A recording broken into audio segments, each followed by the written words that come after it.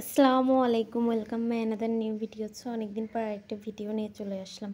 আমার আসলে regular blog বানাইতে কেমন যেন অলসতা লাগে। এটাও কয়েকদিন আগের ভিডিও ক্লিপ নিয়ে রেখেছিলাম, বাট এডিট করা হয়নি, দ্যাটসে আপলোড করাও হয় নাই। আর এখন পেজে তো একদমই রিচ কমে গেছে, রিচই নাই বললেই চলে। আপনারা একটু সবাই শেয়ার করে দিবেন যদি আমার ভিডিও ভালো লেগে থাকে। আর এটা আমরা একটা গ্রামের ভিতরে একটা প্লেসে ঘুরতে গেছিলাম। বাট জায়গাটা আমার অনেক পছন্দ হয়েছে, হ্যাঁ, বাট আমার রেস্টুরেন্টের নামটা ভুলে গেছি। আমার আসলে এখানকার প্লেসগুলো ভালো লাগছে, এখন আপনাদের কেমন লাগবে সেটা তো জানি না, বাট আমার বরাবরই এই ধরনের খোলামেলা পরিবেশ একটু বেশি পছন্দ করি। আসলে ওখানে এমন রোদ ছিল যে আমি ভিডিওই করতে পারছিলাম না। আর পরে এই যে মাটির উপরে ঘাসের পাড়ে বসে বসে আমি ভিডিও ক্লিপ নিচ্ছিলাম।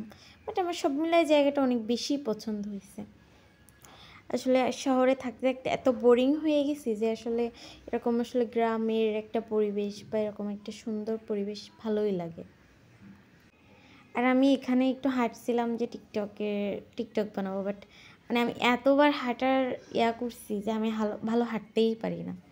আমি ভাবছি কি এইভাবে হাঁটলে হয়তো বা ভালো হবে বা এরকম। তাই জন্য ঘুরে ঘুরে ভাবছিলাম যে এভাবে একটা ভিডিও ক্লিপ নিয়ে রাখি, আসলে পেজে আপলোড দিব। তাই ওইভাবেই পেজে আপলোড দেওয়া।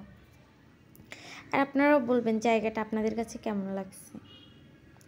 যারা ঠান্ডা পরিবেশ পছন্দ করেন বা একটু গ্রাম টাইপের পরিবেশ পছন্দ করেন, তাদের অবশ্যই এই ধরনের ক্যাফেগুলো অনেক বেশি পছন্দ করবেন। বাট আনফর্চুনেটলি এই ক্যাফটার নামই আমি ভুলে গেছি।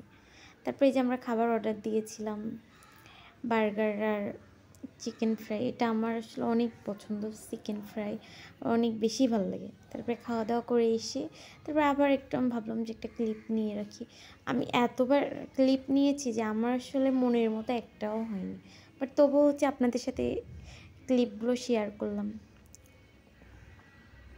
আর একটা কথা না, আমি বারবারই বলে পারি না, কিছু কিছু মানুষের আমার পার্সোনাল লাইফ নিয়ে এত কিউরিসিটি, এটা আসলে ঠিক নয়।